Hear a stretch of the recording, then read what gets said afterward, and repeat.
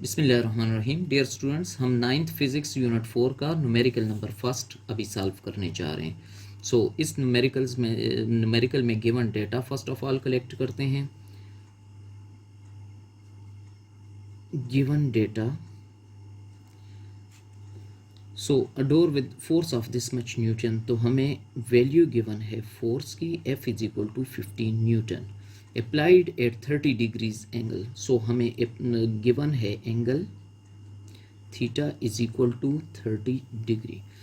अब next, find the horizontal and vertical component of force. So required है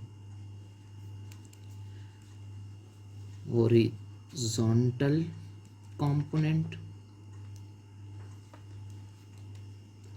Fx की value और vertical component Fy की value.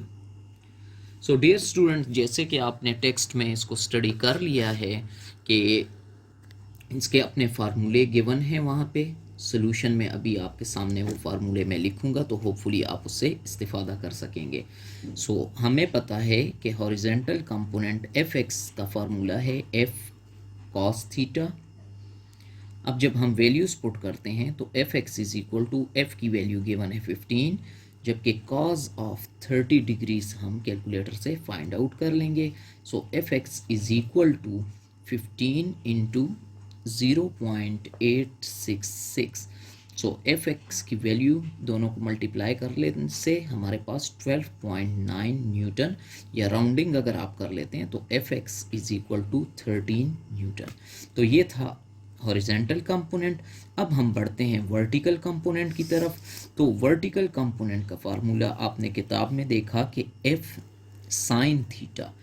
अब इसमें वैल्यूज़ पुट करने से F की वैल्यू 15 है और साइन ऑफ 30 डिग्रीज।